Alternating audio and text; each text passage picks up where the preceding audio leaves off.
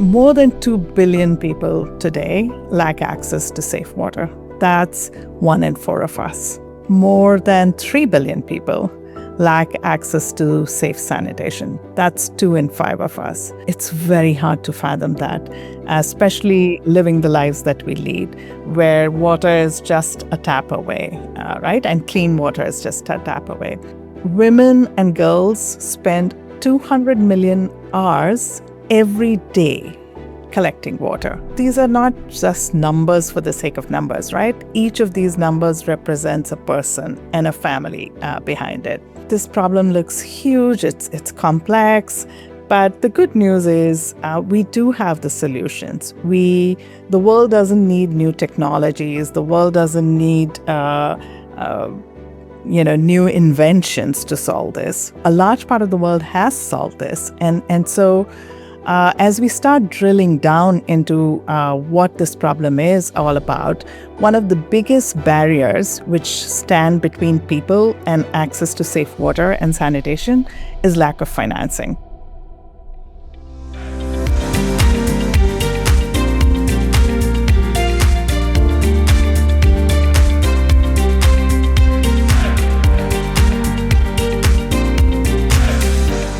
Vedika, welcome to Better Good.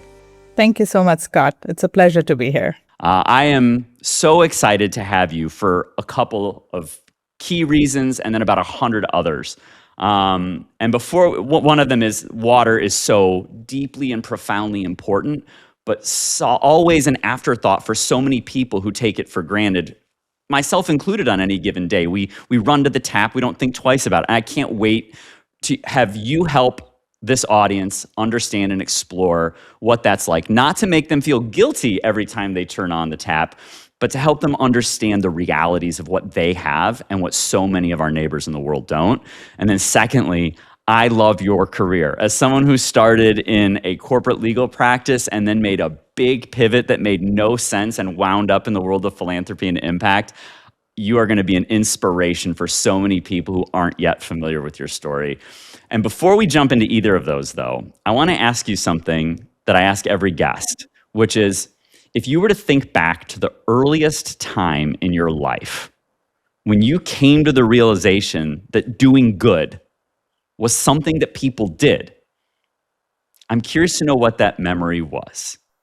I grew up in a small city in India. It's a city called Udaipur in Rajasthan. And my parents were both educators. They were actually theoretical physicists and they were professors.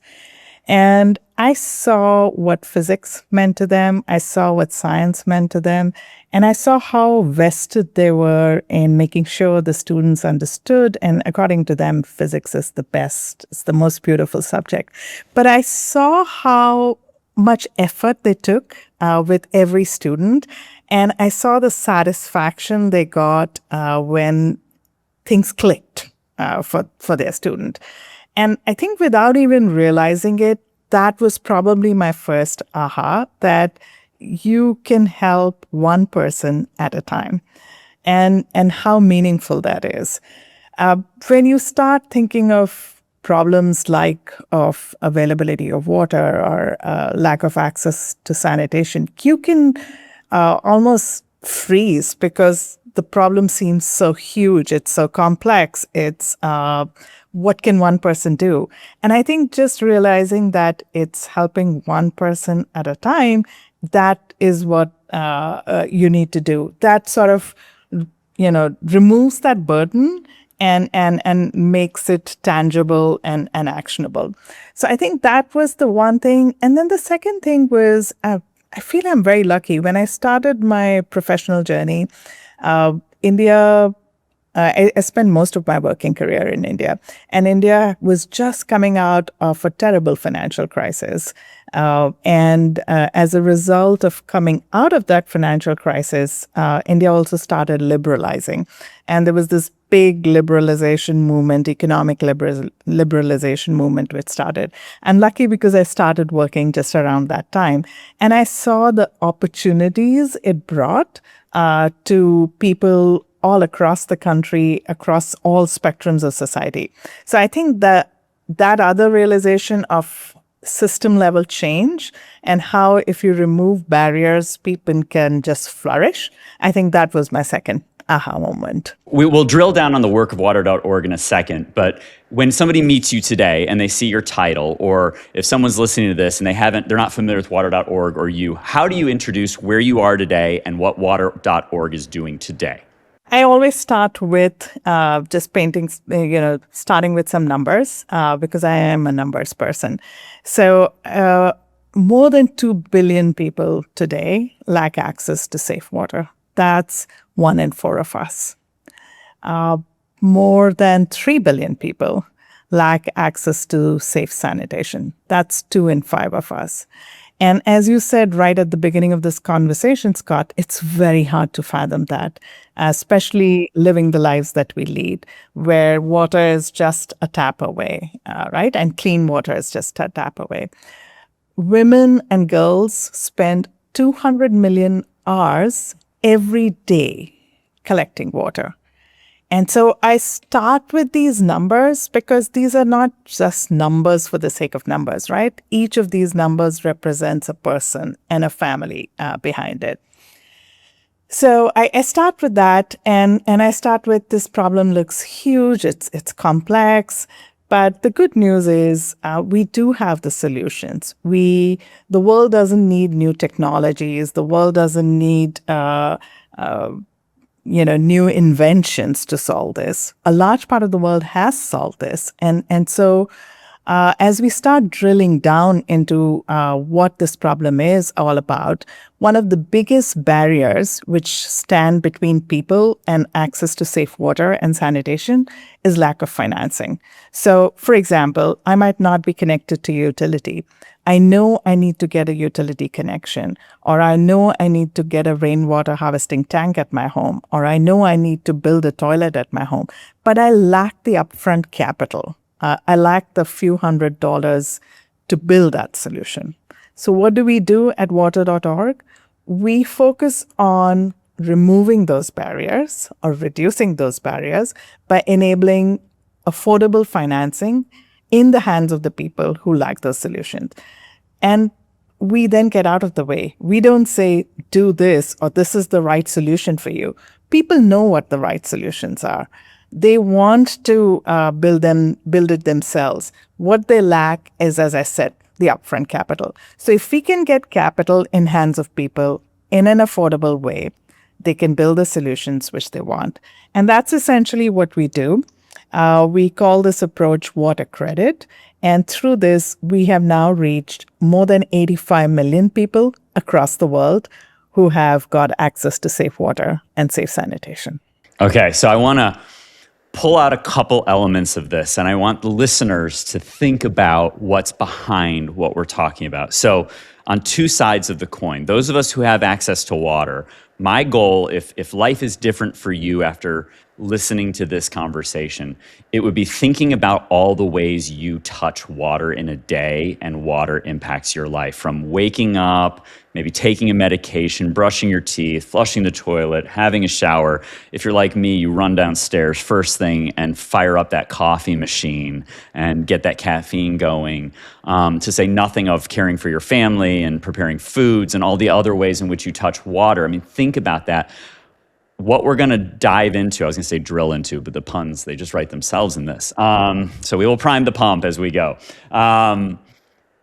There's an infrastructure beneath that convenience that we're discovering in our own minds as we have this conversation about how many times we just even mindlessly go to the tap. But there's an infrastructure behind it. There's something delivering that water to our home. Before that, there's something delivering it from a water plant where it is treated, where it is made safe for our consumption. And what we're talking about here and the work of water.org starts before all of that. It starts where there may or may not even be water in the ground. So, Vedika, would you tell us about the people that you serve in sort of the, most remote regions and help people who aren't familiar with the water issue understand what reality is like for people in locations where it may just be a hand-dug well, and what that reality looks like for them, so that we can then march them through that circumstance to the kind of solutions we're talking about with the financial models that now help take this to scale. Because I've heard one of your colleagues, who we'll talk about as we go, describe how just digging wells in locations would take hundreds of years to solve the problem on that front alone. But what's it like in a place where there is only something like a hand-dug well? One of the best parts about my role and my job is that I get to meet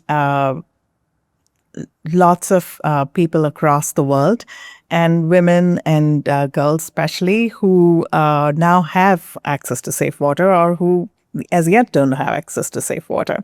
So I probably will tell you a story. So last year I was in Kenya, and I met this lady. At that time, I think she was 35 years old.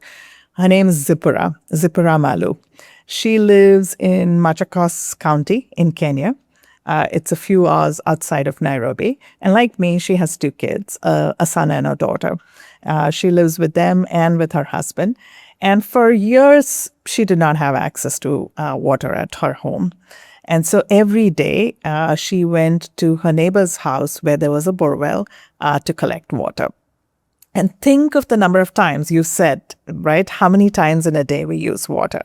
And, from getting up, brushing, drinking, or washing your vessels, washing your clothes, bathing. So think of the number of trips she had to make to collect water every single day. And often the water which she collected was not very good. It smelled terrible. And her kids refused to, forget drinking it. They refused to even bathe in it because they said it smelled funny. And that's the life that Zippura and her husband had for many, many years. And then Zippura, she is a member of this, she's a customer of this local bank. She decided to take matters in her own hands. And she said, you know what? There is rain in the rainy season, and I'm going to take a loan from this bank, which is a partner of ours. And she said, I'm going to build a pretty simple rainwater harvesting system. So I'm just going to collect the rain from the roof, and I'm going to have a big storage tank, 10,000 liters. And that's what I'm going to do. I'm going to collect the rainwater, purify it, filter it, and store it. And suddenly, she didn't have to make these trips because she had water at her home when she needed it. And she realized that there was enough water not just to meet her family's needs, but also her husband has a small farm. And so she and her husband could actually grow additional crops because now there was water at her home. She saved time. The water, first of all, was clean, so her kids started doing better. They were healthier. They started prospering at school. She had more time, and she decided to become a nurse. And when I met her, she was almost at the end of her course as a nurse. And I said, so what are you going to do after that? She said, I'm going to take another loan and get another rain storage tank. I said, why is that? She said, there is enough rain in the rainy season, and I'm going to set up a clinic because there is no healthcare facility in my community. And I know when I set up a clinic, I will need additional water. And that's why I'm going to get another water storage tank. So that's what access to water does. It opens up possibilities, and it lets people live their real potential. It's so powerful. And, you and I are fortunate that we get to be and see and engage and collaborate with other people who understand this issue in places, big conferences and in philanthropy. And for people who aren't as familiar with it, if you think about that, living in a place that has no infrastructure, that has no delivery mechanism, where you are sort of on your own to collect it yourself, it is often the case, and I think this is important, that women and children are the ones who bear the cost of that.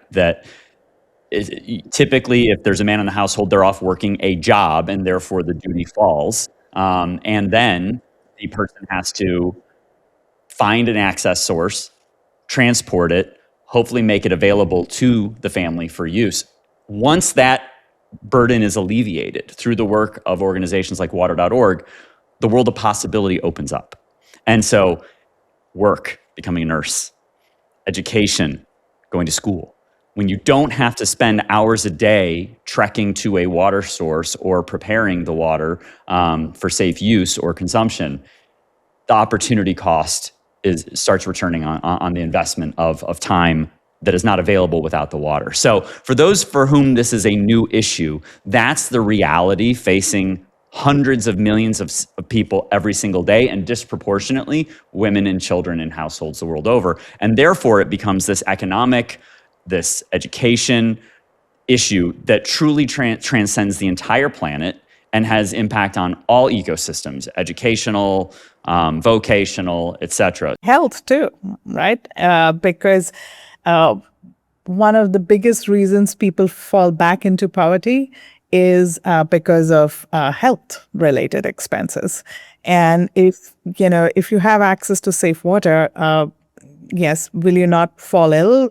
Of course, you could still fall ill, but the chances of you falling ill because of bad water go away, right? And suddenly, I've spoken to so many people who tell me it's the expenses for the medicines or going to the doctor which pushes them back into poverty. If you don't have to do that anymore, you are just doing so much better economically, and you're steadily moving up the poverty ladder. So let's pull people into our world where philanthropy and governments and the private sector, because they're all touched by this, they all have a role to play in it. We'll wind up with a call to action for all of them who are listening as well. There's a lot of organizations in the world that have sought to dig wells, create a reliable source of water, or put into place technologies, but they don't always last. They don't remain. They sometimes drop in with the best of intentions, maybe build a well, but they don't last forever. Help people understand how this issue has been addressed by philanthropy in ways that have worked well, haven't worked well, and then we'll wind up at the current focus of water.org and the specifics of how the financial approach that water.org takes right now and your particular expertise helps it scale. But help people who, okay, I get it, I understand how water is important, I'm thinking about it differently in my own life, I understand this is an issue that affects my neighbors on planet Earth at an incredible scale. So give us a quick walkthrough of like the past, 3 to 5 decades of good intentions, but not always the best of outcomes, and how philanthropy and governments and private sector started working together. What worked and what didn't work in that process in the early journey?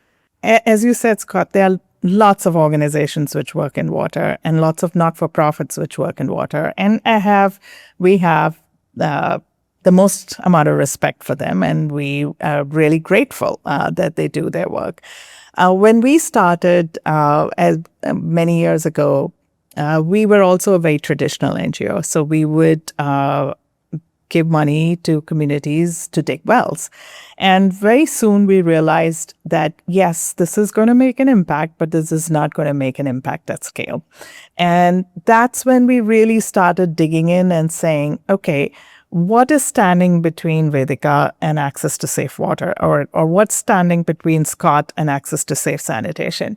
And that's really when we realized what's standing between us is that of capital to build the solution which we want. And so then we started thinking about, okay, how do we do this? And if there are still billions of people who don't have access, you have to have a solution which really stretches every dollar of philanthropy, every euro of philanthropy that you take, and makes the maximum use of it.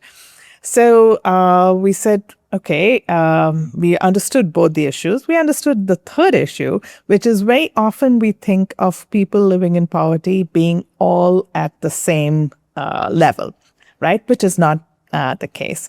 And we realized that more often than not, people want to have skin in the game. They want to be able to build the solutions they want. They want to be able to build the solutions which meet their needs in that community, rather than having something foisted on them because it works elsewhere. And so these were the three realizations, maybe a fourth one, which is the amount of the costs which people bear to get safe water. None of us can live without water, right? I mean, and the cost is either the real cost, so the water bill for you and I, or the cost which a family living in an informal settlement in Mumbai is paying to the truck which delivers water every day. And or it's in terms of coping costs, right? So the number of hours the woman is spending to collect water, or the illnesses cost, or the children dropping out of school. So we put all of these four sort of aha moments together and said, there isn't enough money in the world to solve it just through charity. Yes, we will have impact, but we're not going to make any appreciable level of difference. People want to be involved in the solutions which they want. They're paying a huge amount of cost. What if we can redirect some of the costs to find its own solution?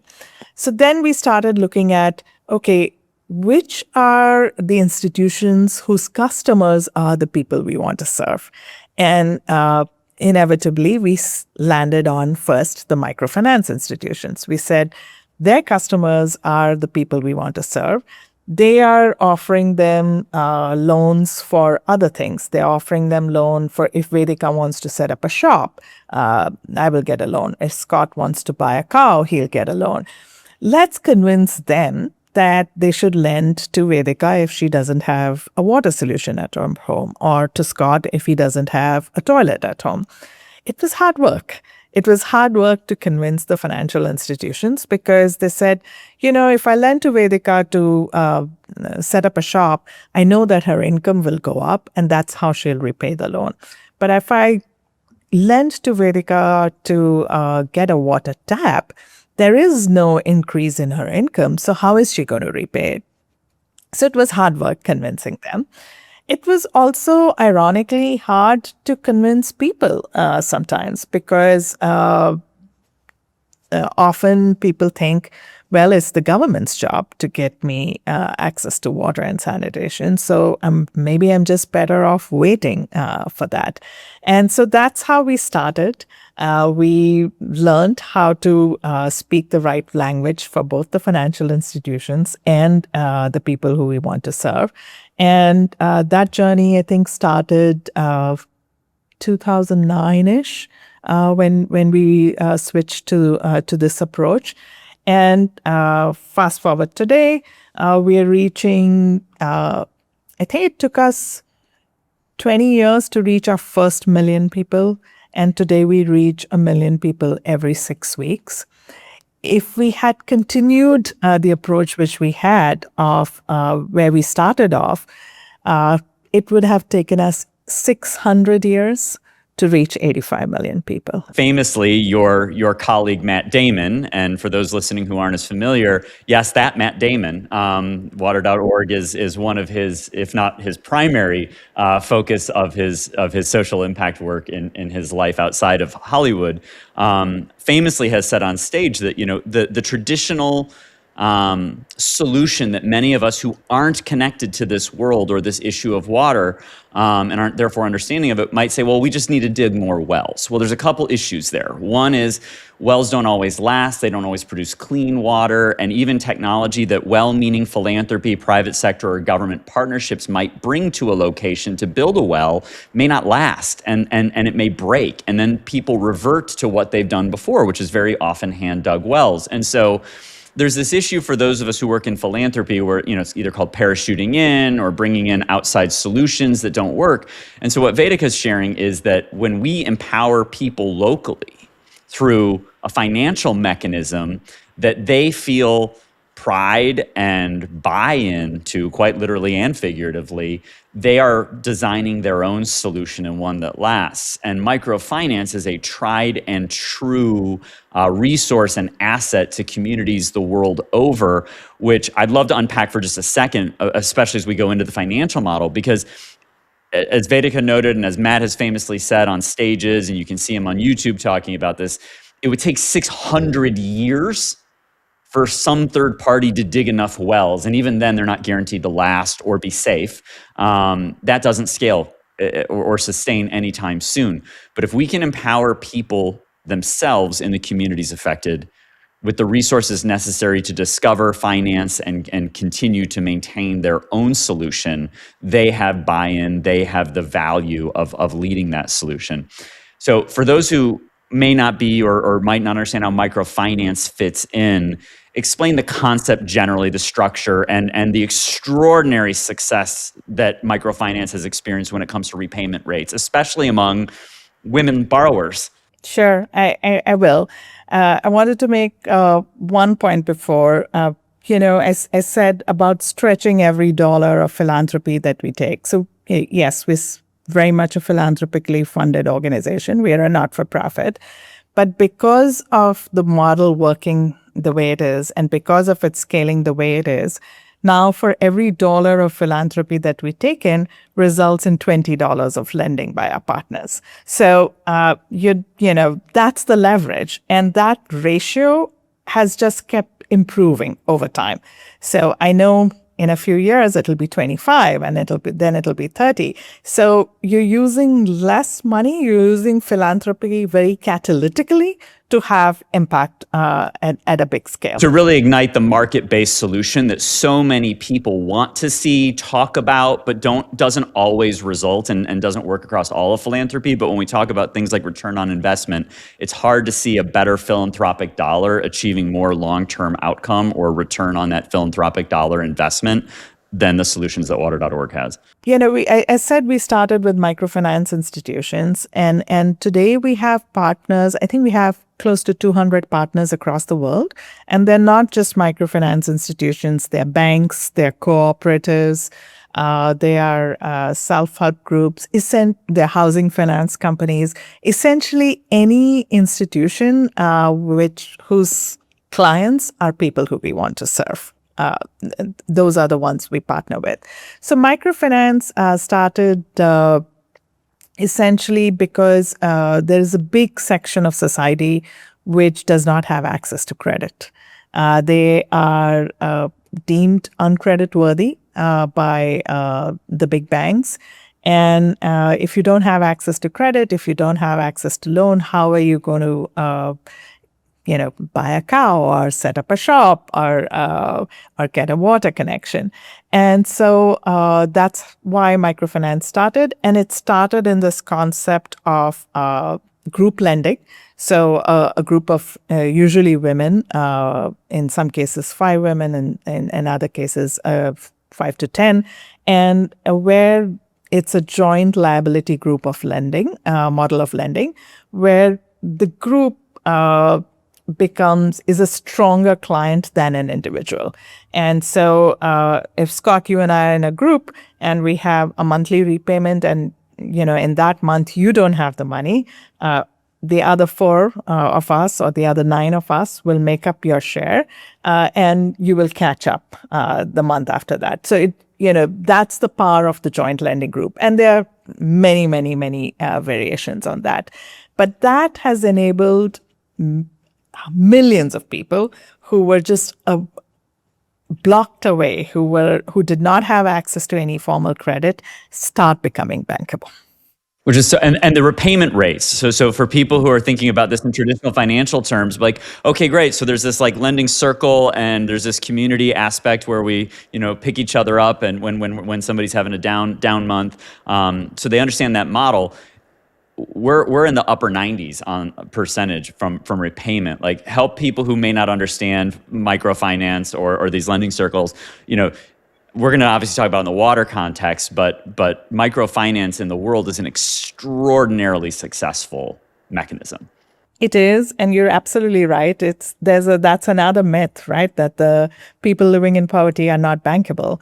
So I can talk about the statistics from water.org. Our partners have, I think, now made more than 17 million loans, 17.5 million loans. The average loan size is $400. These loans are obviously given in local currencies, so in rupees or Kenyan shillings or pesos, depending on which market they are. And the repayment rate through the cycles is 98%. And this is for water and sanitation loans. Remember, I said that the financial institutions thought these are not income generating. But what we have been able to convince the financial institution partners time and time again that while they may not look like income generating loans, the water and sanitation loans, they're actually income enhancing. And they enhance income in so many ways, which we've talked about. Women save time. We've found anecdotally about a third of this time they save, they use it to improve, in some sort of income generation. Create that health clinic to educate the child who then gets a job and enters the economy and becomes a consumer and a producer. I mean, this is the stuff that gets me so excited about water. I mean, on one hand, you have this incredibly challenging set of circumstances that our neighbors on planet Earth are facing, and it can seem overwhelming and daunting and has those startling numbers, and it captures your attention. But unlike a lot of other causes in philanthropy and social impact, this has real solutions that work, and it's not just digging a well or putting a pump in a village.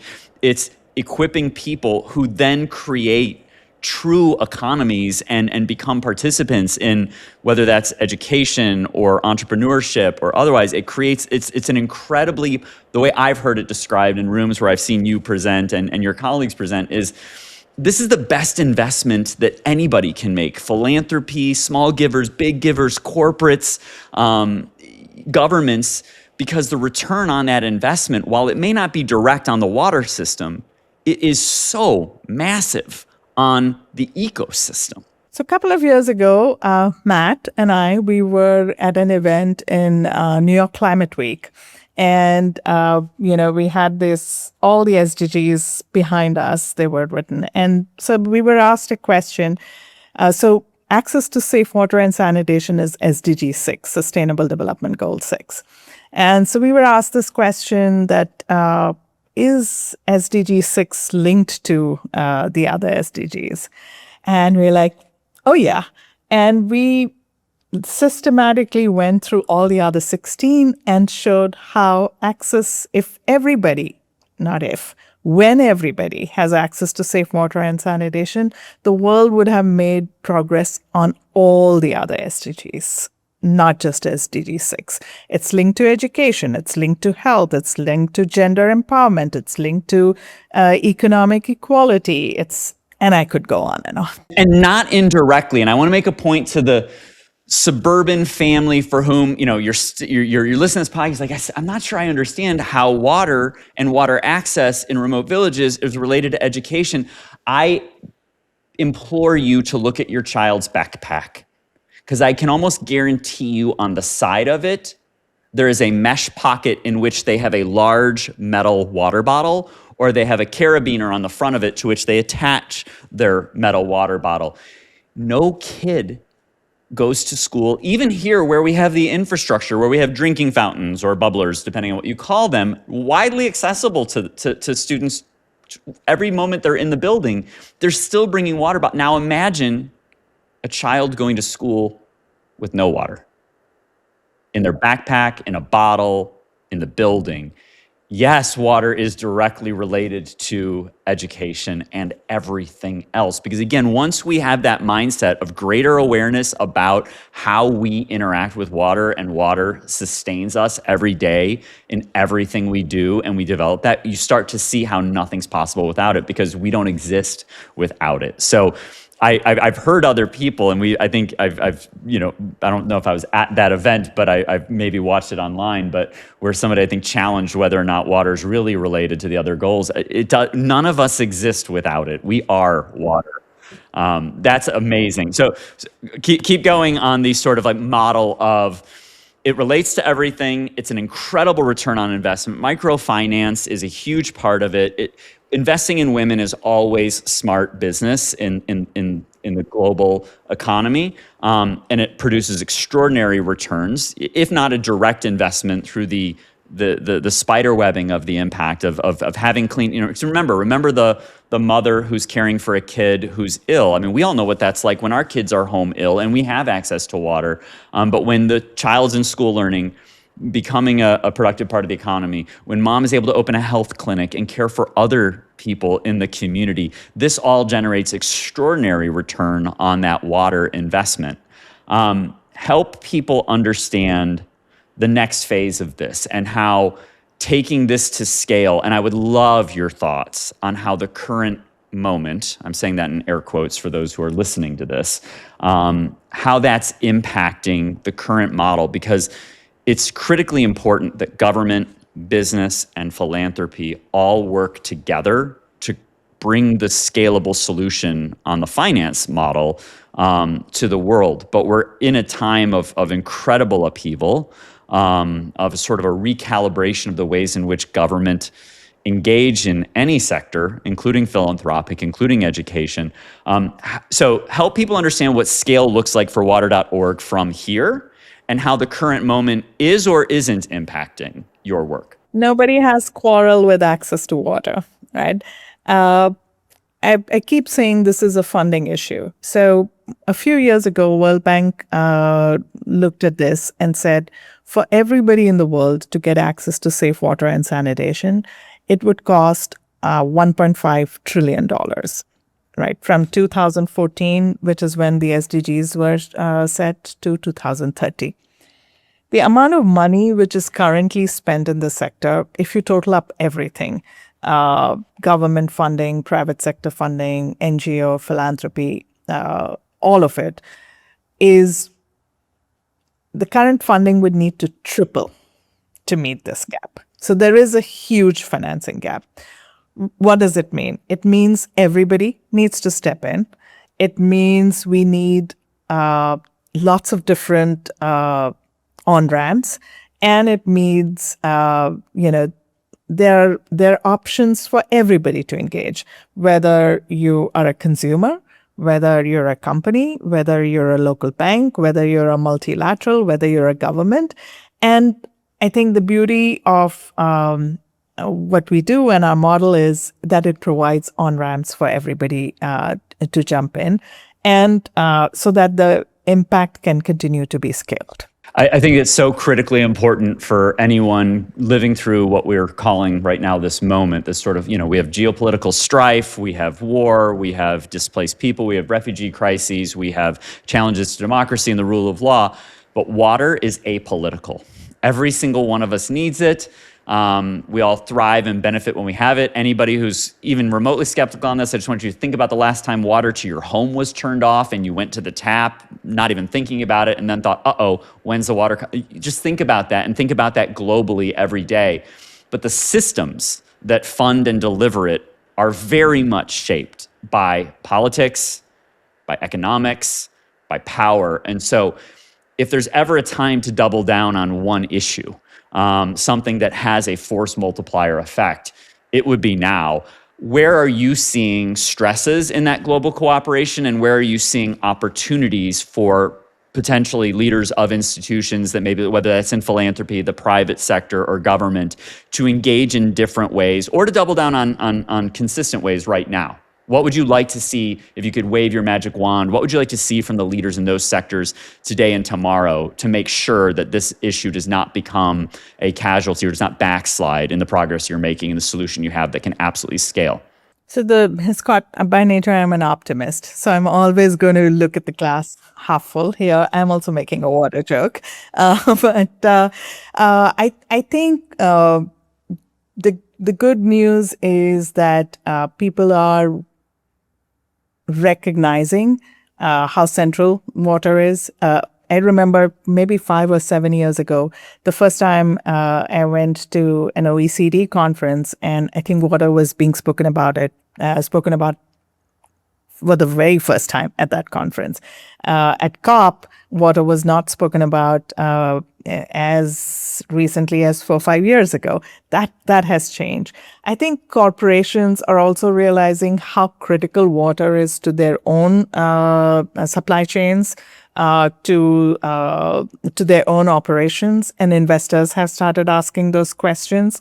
So I think the focus on water has definitely increased. We talked about our approach where we are going bottom up, right? Where we are making sure each household has access. But we didn't talk about is with increasing urbanization, it's also important that the infrastructure extends to the areas and reaches the people, especially people living in poverty, which often doesn't happen. How do we make sure that the infrastructure also extends to the people who are currently either underserved or not served at all? And so that's something, again, what we have started focusing on in the last few years.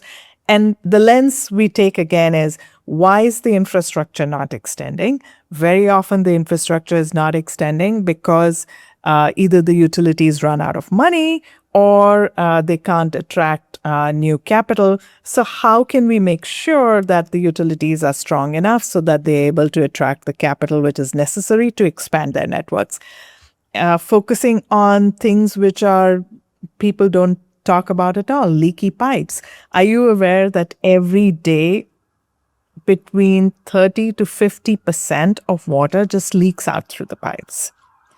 And more often than not, it's because the pipes have been laid out, very old. There are leaks which are not being fixed. So think of the amount of water which is just being wasted.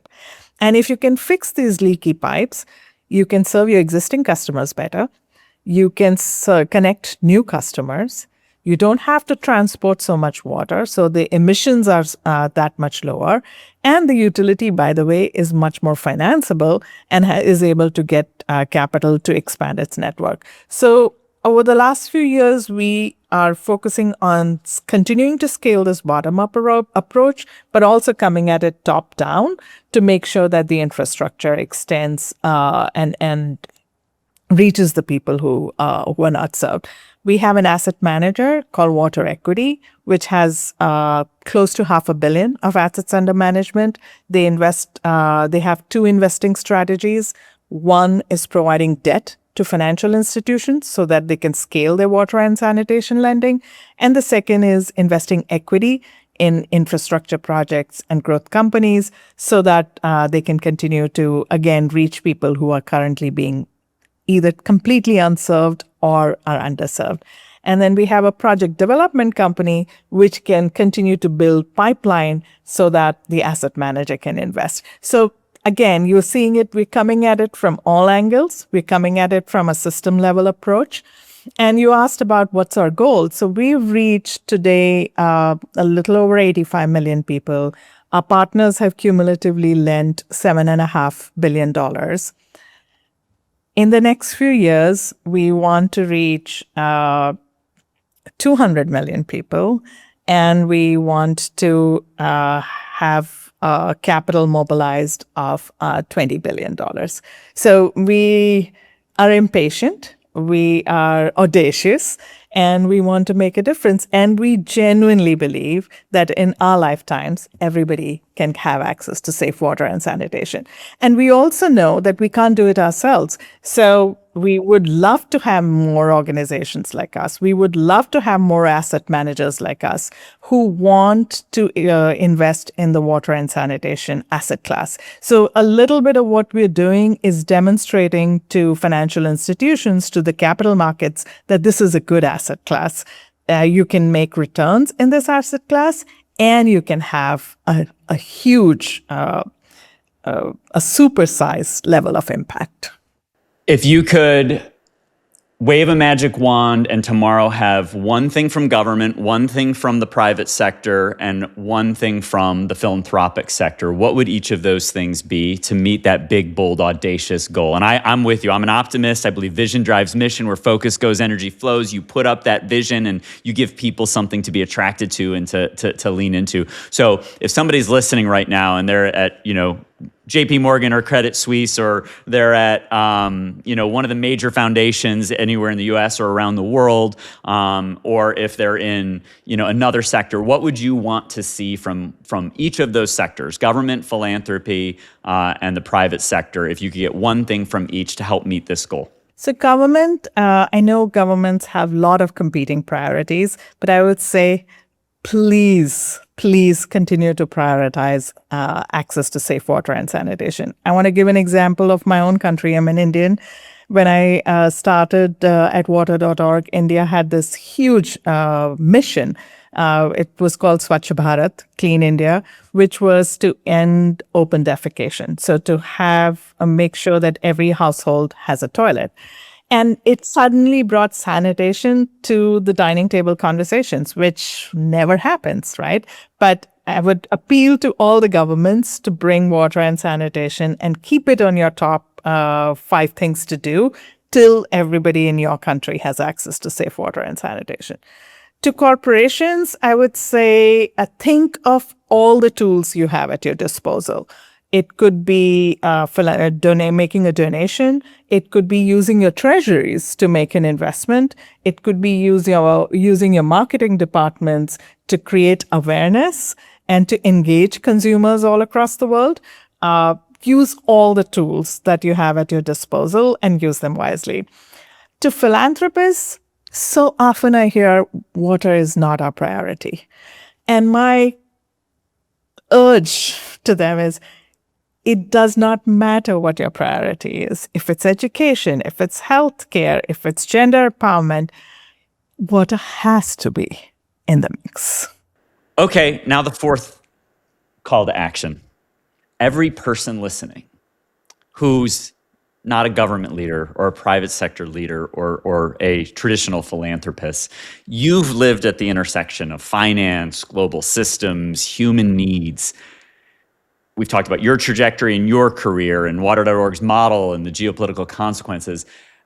If somebody doesn't work in water, or they don't work, or they can't pull a lever of corporate assets and resources, philanthropic assets and resources, or government, or they're not running an NGO, but they want to do something, what is the one thing you want every individual listening to do?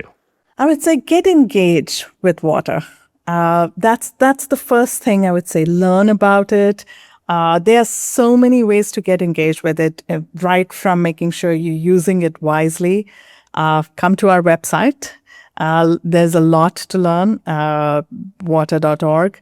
Of course, you can engage with us in terms of making a donation. We are philanthropically funded. And then late in Davos earlier this year, we announced the launch of this movement, which we're calling Get Blue. It's where we launched it with 4 founding corporate partners, but more and more corporates are joining. And this is going to be a way for consumers across the United States and then over time across many countries to get engaged with this issue, to be aware of this issue. And then there will be products and services being launched from June onwards, where you could, buy when you're buying that product, there's automatic donation to the market-based solutions of water.org. But first thing is just lean into water and think and learn about water. Strong agree. And so now I want to pour some rocket fuel on that optimism. If we get this right, the royal we, the collective we, the planet Earth we, across institutions, government, capital, individuals, what does a world with universal water access look like in our lifetime, in your mind, when you see that big, beautiful vision? First of all, we will be redundant, which is amazing. So we will not exist as an organization. That would be beautiful. And I have thought about it. I told you I have 2 kids, and I think about this, that when I have a granddaughter, and if I'm telling her that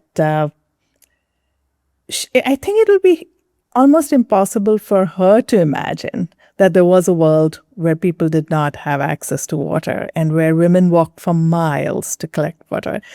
And I think I would feel really good telling her, yes, there were millions of people, there were all sorts of different participants who worked hard together to make this world possible. And I think, like our kids can't imagine a world without cell phones. I hope my granddaughter will say it will be beyond her comprehension that there was a world where people had to walk miles every day to collect water. That's awesome. It's a beautiful vision. As a fellow optimist, I know what it's like to live in that headspace, to see it, and then it's fuel for doubling down on the daily work that is often difficult and hard. as I'm thinking about your answer to my first question about your parents inspiring you to see that there's a direct connection between individual effort and helping other people see how they can make a difference. And as you and I work in a world of philanthropy where, there's a lot of challenges and there's a lot of opportunity. There's a lot of high-profile individuals who lead organizations or who are identified with it. I know that those things really matter, and there's this delicate ecosystem and balance that we all work in. And I just want to say that, I'm really, really glad we live in a world where people like Matt Damon care about water, because I think it really helps open up the aperture and the lens. But I'm really glad that Matt Damon lives in a world where he has a Vedika who can take your career, your skills, your worldview, and your optimism and bring it to the work that he's associated with and that Gary's associated with, that your incredible team is associated with. And I'm really glad that people get to learn about your career journey, your work, the water issue, et cetera, because there is no better good in the world that happens without water. So I just want to say, keep it up. Thank you so much for your example, your model, your effort, your enthusiasm and optimism, even amidst difficult and turbulent times. And thank you for your work towards better good and for joining me today. Thank you so much, Scott. You were way too kind. Thank you. Thank you for tuning in to the Better Good podcast. If you enjoyed the show, please rate, review, subscribe, and share. You can watch the show on YouTube or Spotify. And for those who prefer to listen, we're on all major podcast platforms, including Apple Podcasts. If you want to learn more about how you can do more good better in your life and at work, order my book, Better Good, published by Simon & Schuster and available August 2026. It offers readers a simple yet powerful and proven framework for how to leave the world better than you found it, no matter who you are, where you live, or what you do. I'd love for you to join the conversation about making a positive impact by joining me on Instagram, Threads, LinkedIn, or by subscribing to my Substack. You can find all the links you need to bring better good to your life and work at www.scottmcurran.com. Better Good is a Beyond Creative production. My executive producers are Curran Banerjee and Aaron Schulman. Production is by Echo Studios in partnership with Palm Tree Island. Remember, the world's biggest problems won't wait, and neither should you.